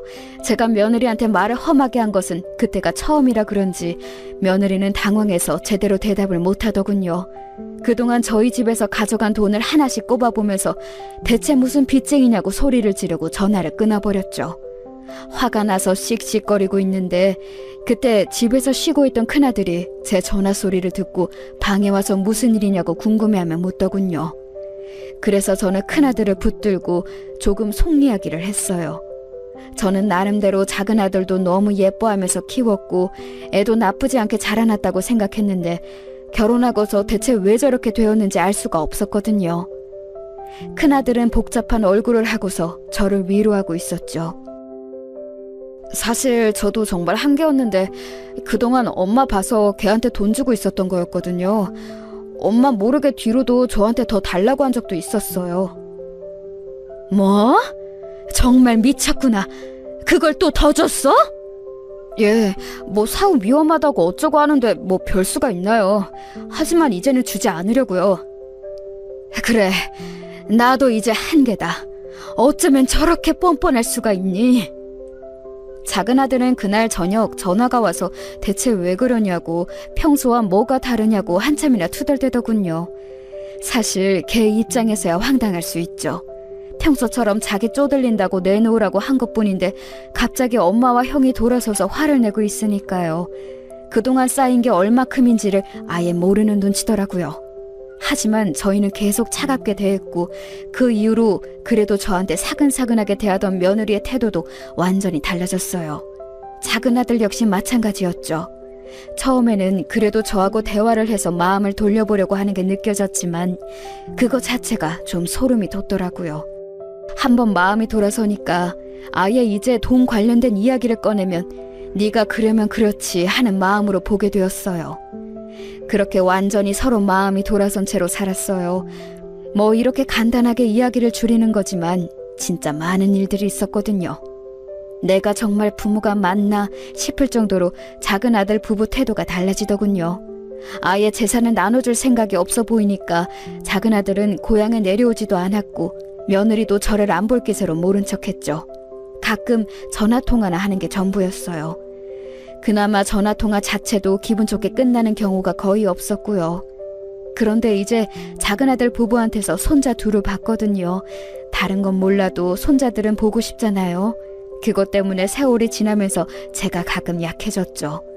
큰아들은 여전히 강경하게 작은아들 가족하고 담을 쌓고 살았지만 간혹 제가 정말 너무 견딜 수가 없이 손자들을 보고 싶을 때가 있었어요. 큰아들은 결혼을 하지 않고 혼자 살았기 때문에 저한테 더 신경 쓰고 다정하게 대해줄 수 있었지만 손자에 대한 그리움은 늘 있었죠. 큰손자가 20살이 되어서 대학에 들어갔다는 소식을 듣고서는 제가 용돈과 대학 1년 등록금 명목으로 좀 큰 돈을 송금하기도 했어요. 돈을 받고 나니까 갑자기 작은 아들한테 아주 상냥한 목소리로 전화가 와서 돈 잘 받았다면서 손자를 바꿔주더군요. 손자는 아직 갓 스물이라 그런지 순진한 목소리로 할머니 보고 싶다고 등록금하고 용돈 감사하다고 인사를 했어요. 제 아비 어미와는 다르게 예의 바르고 참 좋은 애였죠. 제 큰아버지를 닮았나 싶게 외모도 그렇고 성격도 그렇고 참 바른 애였어요. 그래서 그때부터 고민이 시작되었죠. 작은 아들 내외하고 좀 멀어져 있으면서 그래도 그 애들도 제 자식인데 싶은 마음이 들었고 무엇보다 손자 둘이 제일 마음에 걸렸어요. 얼핏 들으니 애들 등록금을 학자금 대출로 막아야 한다고 며느리가 투덜거리더라고요. 학자금 대출을 알아보니까 나중에 손자들이 취업해서 갚아야 하는 빚이라고 해서 속이 좀 상했어요. 사회 나가면서 이미 빚을 지고 나간다는 게 좀 어려운 일인가요? 정말 고민이 깊어지더라고요. 그런데 그렇게 제가 고민을 깊게 하던 무렵 큰일이 터졌어요. 큰아들은 그 당시 이미 작은 배를 하나 사서 꿈이었던 선주가 되어 일하고 있었는데요. 수완이 좋아서 돈을 상당히 잘 벌고 있었어요. 그간 번 돈을 제가 차곡차곡 모아놨기 때문에 겉으로는 검소하게 살았지만 저희 실제 재산은 상당히 많아진 상태였죠. 작은 아들 내외한테 주지도 않아서 세워나갈 돈도 없었고요. 큰아들은 제가 더 나이 먹고 나서 도시에 나가 좋은 집으로 가서 살아야 한다면서 더 바싹 벌어서 모아야 한다고 말하고는 했어요. 저는 그냥 고향에서 쭉 사는 게 낫다. 나이 먹어 나가봐야 뭐 하겠냐고 했지만 큰아들은 달랐어요. 몸 아프면 큰 병원에 가야 하는데 그러면 도시의 좋은 집에서 살면서 병원 근처로 가야 한다고요. 맞는 말이긴 했지만 저는 큰아들이 그렇게 무리해서 일을 하는 것이 불안하기도 했었죠. 날씨가 안 좋은 날은 일을 쉬어야 했어요. 그게 당연한 일이었는데 어느 날은 큰아들이 괜찮을 거라면서 굳이 나서더군요. 물론 새벽에는 하늘이 맑았는데 아들이 나가고 나서 시간이 흐르면서 점점 더 날이 어두워졌어요. 바람이 세게 불고 바다가 뒤집어지는 듯한 날씨의 하루였죠. 그 이후 며칠 동안 큰아들은 돌아오지 못했어요. 저는 울며 불며 작은아들 내외한테 전화를 했고 곧 작은아들과 며느리가 허겁지겁 고향으로 내려왔죠. 제 평생을 지탱해준 큰아들인데 제 아버지와 똑같이 바다에 나갔다가 돌아오지 못한다고 생각하니 정신이 나가버릴 것 같았어요. 왜 하필이면 어부를 선택해서 또 저 매정한 바다에 나가 돌아오지 못하나 원망스러웠죠. 작은아들은 저를 다독이면서 사방팔방 알아볼 수 있는 곳을 찾아봤지만 뭐 바다에서 실종되는 어부가 드문 것도 아니고 다들 난색을 표할 뿐이었어요. 왜 그렇게 숙련된 사람이 그 날씨에 나갔느냐, 안타깝다, 그 정도의 말밖에 듣지 못했었죠. 작은아들은 제 형이 그렇게 실종되었다는 사실에 충격을 받았는지 제 손을 잡고 하룻밤 눈물을 지으면서 함께 앉아있기도 했어요. 저는 정말 세상이 무너진 것처럼 울지도 못한 채로 방에 가만히 앉아있기만 했죠. 그리고 큰아들이 실종되었다는 사실을 애써 되새기고 있는 저한테 며칠 뒤 며느리가 들어와서 할 말이 있다고 했어요. 무슨 말이니? 버석하게 메마른 얼굴로 묻는데 며느리는 잠시 죄책감이 드는 듯한 표정을 짓더니 이내 원래의 그 새침한 얼굴로 돌아가더군요. 그때부터 이미 조금 안 좋은 예감이 들기 시작했어요. 다른 게 아니라 이제 이 집 비워야 하지 않을까 싶어서요. 이 집을? 왜? 이렇게 큰데 어머님 혼자 계실 필요가 없잖아요. 저희랑 같이 올라가서 저희 집에서 사시는 게 어때요? 싫다. 내가 왜 고향을 떠나니? 하지만 이 집 새놓을 수도 있는데 공과금이랑 세금이랑 어머님이 감당하시기엔 큰 돈이잖아요. 저희는 그거 못 내드려요. 며느리가 딱 잘라 말했어요. 저는 말문이 막히더군요. 사실 지금 사는 집이 중간에 한번 이사를 해서 제법 크고 좋은 단독주택이었어요. 마당도 넓고요. 큰아들이 워낙 부지런했기 때문에 바닷일을 하면서도 마당을 너무너무 잘 가꿔 놓았고 그 덕분에 예쁜 조경을 감상할 수 있었죠. 그런데 제법 크기가 컸기 때문에 세금도 상당히 나가고 정원에 들어가는 물값이나 집안 전체에 들어가는 돈이 상당히 크다고 알고 있었어요. 큰아들이 있을 때는 돈 문제를 전부 큰아들이 처리했기 때문에 제가 정확하게는 몰랐지만 말이에요. 그 돈을 이제 아무런 수입도 없는 제가 낼 수는 없었죠. 그래서 나를 데려가겠다는 거니? 저희 집에 함께 계시면 되잖아요. 목돈 야금야금 갉아먹으면서 생활비하고 이런저런 돈으로 쓰느니 차라리 저희가 모시면 얼마든지 돈 아낄 수 있고. 며느리가 그렇게 말하는데 그것도 그렇겠다 싶기는 했어요. 작은 아들이 이제 모시겠다는 거니까 저한테 나쁠 것도 없을 듯 했고요. 좋다. 하지만 당분간은 이 집은 그냥 놔둬주렴. 왜요? 며느리가 못마땅하다는 듯이 물었어요. 애초에 제가 나가면 당장 이 집을 새놓으려던 게 보여서 조금 초조해졌죠. 나이 먹고 세상 물정 모르는 저로서는 애들한테 기댈 수밖에 없는 상황이었거든요. 당연하지 않니? 너희 아주버니가 언제 돌아올지 아직은 모르는 일이잖아. 실종된 지 얼마나 되었다고. 아휴, 바다에 나가서 태풍 만난 날인데 그게... 며느리는 가당찮다는 얼굴로 한 소리를 하려다가 제 얼굴을 보고서는 입을 얼른 다물었어요. 며느리가 하려던 말은 끝까지 듣지 않아도 알 수 있었죠. 제가 생각해도 큰아들이 다시 돌아올 확률은 아주 낮았으니까요. 하지만 부모 마음이라는 게 절대 그럴 수가 없는 노릇이었죠.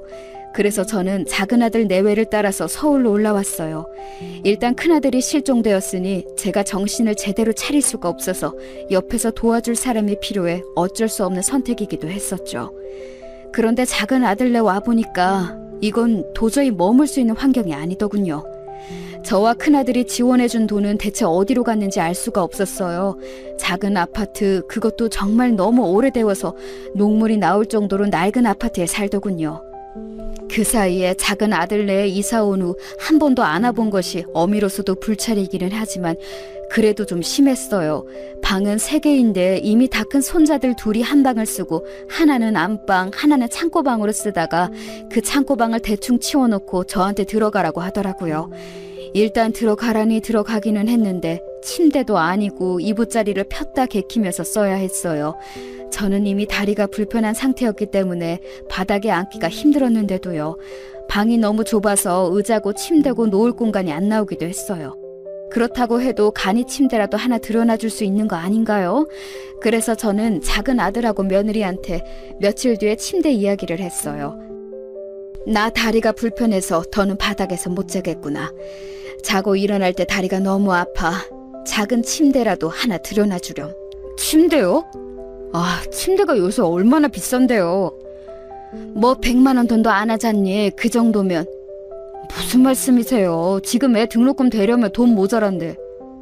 학자금 대출한다고 하지 않았니?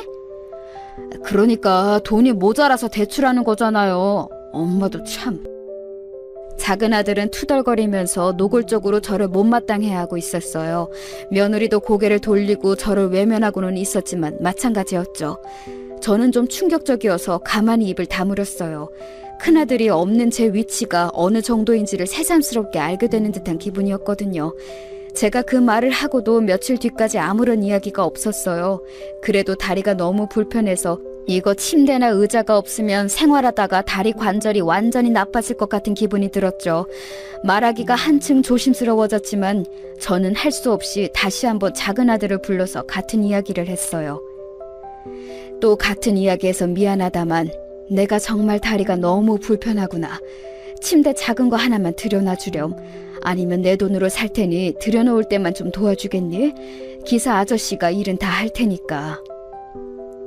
아, 진짜 이 좁은 집에 짐 하나 더 넣으면 얼마나 귀찮은지 아시면서 그래요? 강원도 집이야 넓고 편해서 엄마 하고 싶은 대로 하고 사셨겠지만 여기서는 안 돼요. 다 사정에 맞춰서 살아야 한단 말이에요. 작은 아들은 투덜거리면서 한숨을 쉬었어요. 그러더니 골똘히 궁리하는 표정이 되었죠. 알았어요. 그럼 어떻게든 제가 엄마 편하게 뭔가 술을 마련해 볼게요. 아, 그래 줄래? 저는 작은 아들인 며느리를 설득해서 어떻게든 침대를 들여놓을 만한 술을 마련한다는 것인 줄 알았죠. 너무 당연하지 않을까요? 며느리가 살림살이를 도맡고 있는 사람이니까 아무래도 며느리한테 허락을 받아야 할 거예요. 저그들이 날 데리고 와서 이 좁은 아파트에서 모시고 살겠다고 했지만 그래도 어쨌든 같이 사는 사람이니 며느리도 오케이를 해야 할 테니까요. 그런데 며칠 뒤 작은 아들이 저를 데리고 나와서 한 말은 충격적이었어요. 엄마, 침대는 못 살 것 같지만요. 그런데? 그냥 저희 집 말고 더 편한 데 가시는 게 좋을 것 같아요. 더 편한데? 빙글빙글 웃으면서 작은 아들이 그렇게 말하는데 뭔가 불길하더군요. 저는 불안한 얼굴로 작은 아들을 쳐다보면서 무슨 말인지 모르겠다고 고개를 저었어요. 무슨 소리니 그게? 요양원요. 아시면서 모른 척하세요? 뭐 요양원?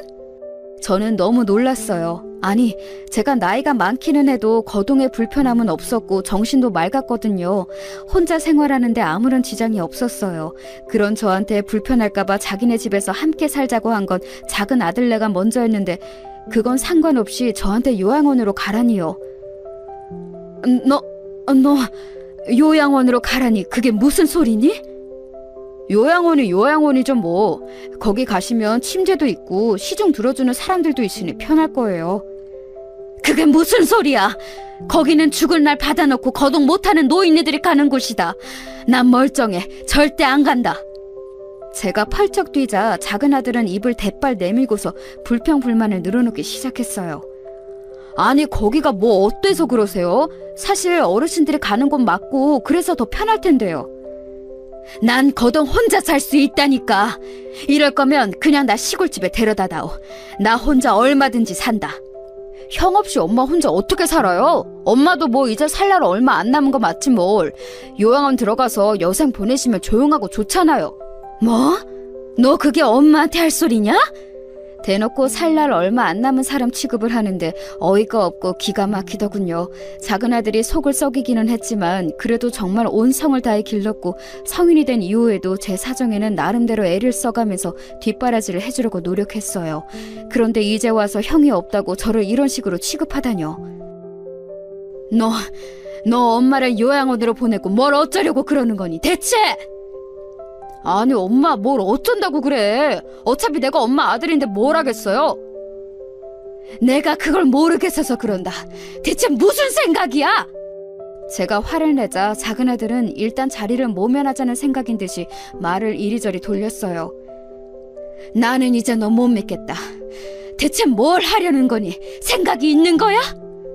아이고 정말 너무 과하게 걱정하시네. 작은 아들은 제가 계속 추궁하자 결국 화를 내면서 말을 했죠. 엄마, 아들 이제 나 하나 남았어요. 나도 좀 편하게 살자. 그동안 형하고 엄마만 둘이 편하게 살았잖아. 나하고 애들 엄마 고생하는 거 그렇게 외면하고 살았으면서 미안하지도 않아요?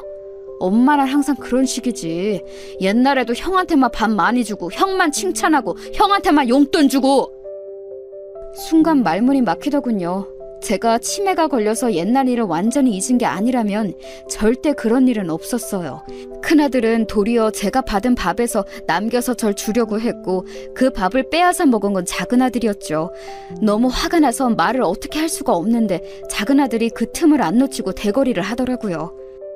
그동안 엄마하고 형하고만 편히 살아서 좋았겠어요. 그런데 이젠 그렇게 안 돼요. 나 애들 등록금도 내야 하고 사업 자금도 융통 좀 해야 한다고. 강원도 집만 세주고 형 앞으로 되어있는 예금만 조금 내줘도 우리 집 숨통 트일 수 있어요. 엄마는 그냥 요양원이라 들어가서 살아요. 엄마 통장하고 도장, 신분증 전부 내가 가지고 있으니까. 작은 아들의 눈은 이미 욕심으로 완전히 어두워져 있었죠. 가만히 보니 이미 저를 데리고 올 때부터 며느리와 이야기가 되어 있었던 모양이었어요. 그러니까 며느리하고 이리저리 말을 해본 다음 일단 자네 집으로 데리고 와서 있게 하다가 요양원으로 보내버릴 셈이었던 거였죠. 그 속셈도 모른 채 저는 쫄래쫄래 따라와 버린 거였고요. 너의 아버지와 형 보기 부끄럽지도 않니? 어떻게 이럴 수가 있어? 제가 힘이 빠져서 축 늘어져서 그렇게 말하자 작은 아들은 도리어 콧방귀를 뀌었어요. 그러게 미리 잘하셨으면 제가 안 이러죠. 어려운 아들 계속 무시하시다가 이제 좀 후회되세요? 내가 대체 언제... 아무튼 엄마 요양원 가시는 것을 알고 계세요. 애들 엄마하고도 다 이야기해놨어요. 작은 아들은 그렇게 일방적으로 통보해버렸어요. 그리고 며칠 뒤 정말로 작은 아들과 며느리가 제 짐을 꾸려서 저더러 나오라고 하더군요. 며느리 얼굴이 너무 밝아서 여태까지 본 적도 없는 표정을 하고 있었어요. 지금까지 저를 대하면서 그렇게 밝은 표정을 한 적이 없었거든요. 저는 애들한테 안 가겠다고 반대할 만한 의지조차도 사라진 상태였어요. 큰아들은 실종되고 저 혼자 남은 상태에서 둘째 아들은 대놓고 저한테 요양원으로 가라, 그리고 재산 내놔라 하고 말하는 상태였으니 말이에요. 그래도 저는 제 아들이 설마 이렇게까지 저를 막대하리라고는 상상도 하지 못했었어요. 얼른 나가세요, 어머님. 며느리가 저의 등을 밀면서 재촉하더군요. 기어코 요양원으로 쫓아내고 재산만 가져가겠다는 태도라서 저는 너무 서러웠어요. 너희들 정말 이러면 안 되는 거다. 나중에 벌 받아. 제가 기어코 토해놨던 말에도 며느리는 새침한 얼굴로 돌아볼 뿐이었죠. 그렇게 말씀하지 마세요, 어머님. 자식들 벌 받는다고 저주하시는 분이 어떻게 어머님이세요? 저희한테 그동안 그렇게 서운하게 하셨으면 이 정도는 생각하셨어야죠. 내가 뭘 그리 서운하게 했니, 너희들한테? 너희 집에 간 돈만 해도 억대가 넘어. 아파트 2채는 샀겠다. 아파트 2채라뇨. 한 채도 안 돼요. 돈은 잔뜩 버시면서 힘든 작은 아들한테 그 정도 주셔놓고 지금 유세하시는 건가요? 며느리가 표독스럽게 저를 노려보더군요.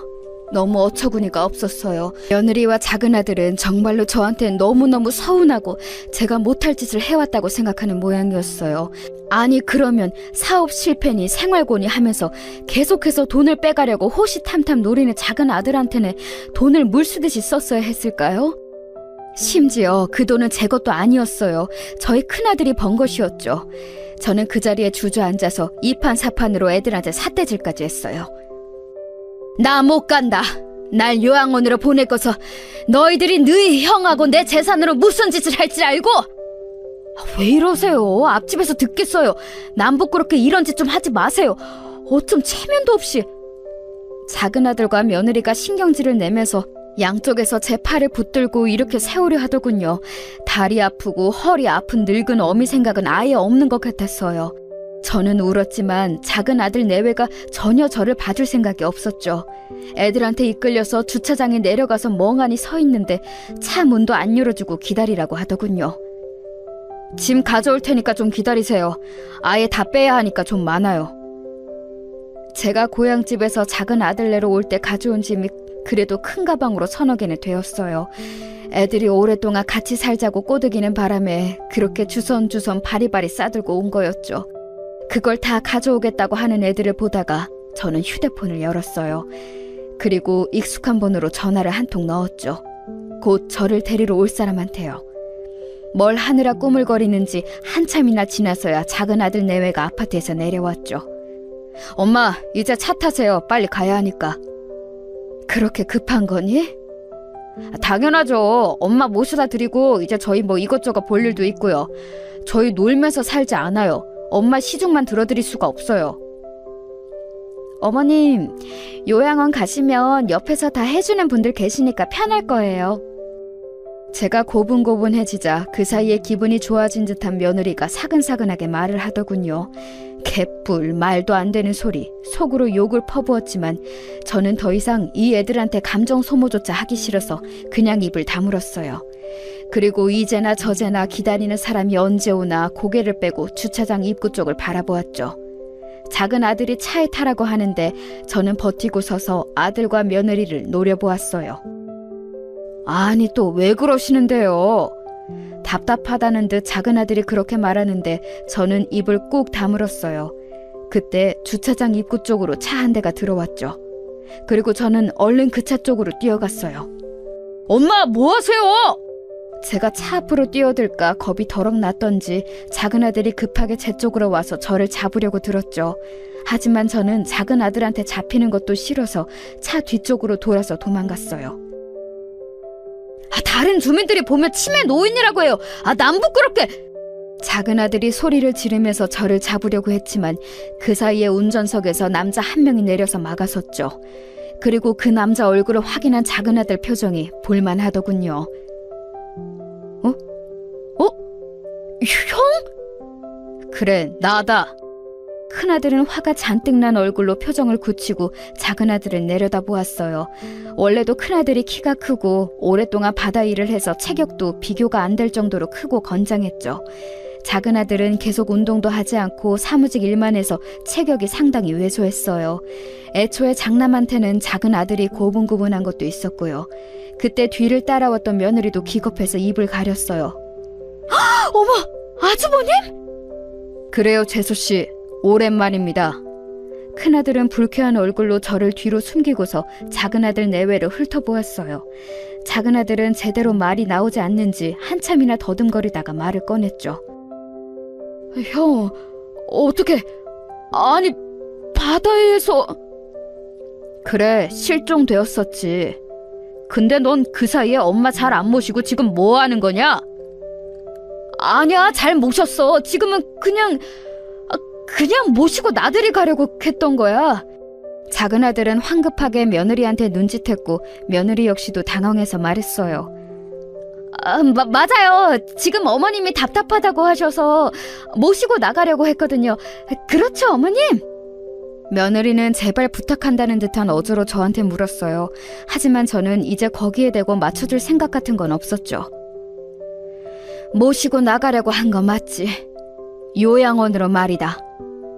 저는 큰아들 뒤에 서서 작은 아들과 며느리를 노려봤어요. 실시간으로 둘의 얼굴이 창백해지고 있더군요. 큰아들의 얼굴은 험상 굳어졌고 원래도 체격이 좋고 조금 위압적인 큰아들이 한 걸음 다가서니까 왜소한 작은 아들이 주춤거리면서 물러날 수밖에 없었어요. 이전이었다면 작은 아들이 안쓰러워서 막아줬겠지만 이제는 그럴 마음이 조금도 들지 않았죠. 제가 왜 그래야 할까요? 기회가 생기자마자 저를 요양원에 보내려고 했던 자식인데. 애초에 바다에 나갔던 다음날 돌아왔는데 너하고 재수씨가 어떻게 나오나 보려고 내가 안 나타나고 있었다. 그랬더니 결국 이 꼴이구나. 이미 엄마한테 전화로 이야기 다 들었다. 형, 그런 게 아니라 너 엄마 신분증하고 도장 다 빼앗아 가지고서 협박했다며?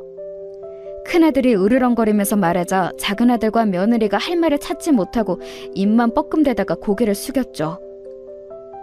나 나중에 죽으면 너희한테 유산을 얼마나 줘야 하나 고민 중이었다. 이제 결론이 났구나. 너희한테는 한 푼도 못 주겠다.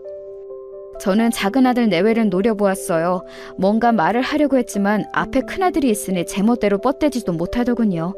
게다가 자기네들이 한 짓이 너무 만천하에 까발려졌으니까요. 결국 큰아들이 요구해서 그 자리에서 제 신분증과 통장, 도장을 다시 돌려받았어요. 큰아들은 딱 버티고 작은 아들네 차 앞에 서서 꼼짝도 못하게 하겠다고, 만약 필요하다면 이 아파트 주차장 입구 차로 막아버리고 니네 집 호수 대겠다고, 노모를 요양원에 보내고 재산 갈취하려 한 거 동네방네 떠들겠다고 하면서 협박을 했죠. 큰아들은 정말 착한 애였지만 한다면 하는 성격이었기 때문에 작은아들은 벌벌 떨면서 제 신분증과 도장을 내놓을 수밖에 없었어요. 작은아들은 못된 신보에 비해서 간이 정말로 작았거든요. 이 아파트에서 대놓고 노모를 버리려고 했다는 소문이 들리면 꽤나 얼굴 두고 다니기 민망해질 테니까요. 큰아들은 한치의 양보도 없이 작은아들을 몰아붙였는데 그걸 보는 제가 어찌나 속이 시원하던지 제 짐까지 전부 다 큰아들 차로 옮기고서 저는 큰아들 차에 탄 채로 한숨을 쉬었어요. 작은아들과 며느리 얼굴 두 번 볼 것도 없이 큰아들이 곧장 출발했죠. 큰아들은 얼굴이 딱딱하게 굳은 채로 한참이나 말이 없었고 저 역시도 말을 할 기분이 아니었죠. 고생하셨어요, 엄마. 시간이 한참 지난 뒤에 큰아들이 그렇게 말하는데 눈물이 팍 터지더라고요.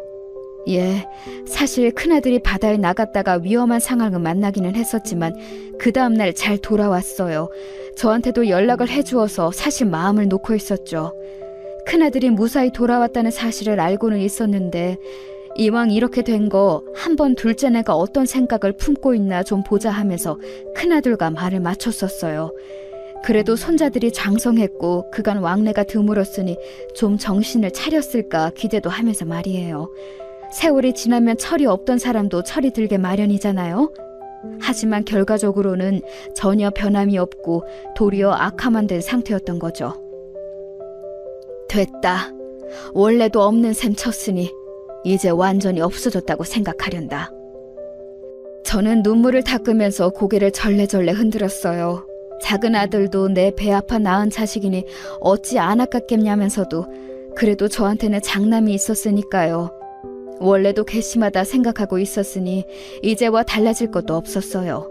그저 아까운 것은 손자들 뿐이었죠. 손자들은 애들이 정말 착하고 저를 좋아해줬거든요. 제가 조금 도와주면 학자금 정도는 걱정 없을 수 있겠죠. 하지만 그 애들의 복이 거기까지겠거니 생각하면서 잊어야만 했어요. 어차피 손자들의 부모는 제가 아니고 작은 아들 내외였으니까요. 그 이후에 저는 다시 강원도로 돌아와서 고향집에서 큰아들과 함께 살아가고 있답니다. 사실 작은 아들은 아예 버렸다 생각하고 있으니 큰아들한테 며느리가 늦게라도 들어오기를 기대하며 살고 있어요. 하지만 장남은 결혼 생각이 별로 없고 저한테만 지긋정성이네요. 엄마 된 입장으로서는 정말 고마운 자식이면서도 큰아들의 인생이 좀 쓸쓸하지 않을까 참 걱정입니다. 하나 있는 동생이라는 놈도 그런 식으로 떨궈내버렸으니 말이에요. 제가 작은 아들을 제 인생에서 내쫓은 것은 이런 사정이었습니다. 이제 가능한 작은 아들한테 상속을 안 할 수 있는 방법을 찾고 있어요. 유류분도 받아가지 못하게 하고 싶네요. 어떻게든 생전에 먼저 증여하든지 기탁을 하든지 해서라도 작은 아들놈이 아무것도 받지 못하게 하려고 해요. 작은 놈이 사람답게만 굴었어도 이 짓은 안 했을 거라 생각되어서 서럽네요. 그래도 자식 농사 하나는 성공했으니 제 인생 절반은 성공이라 생각하고 살렵니다. 제 이야기는 여기까지입니다.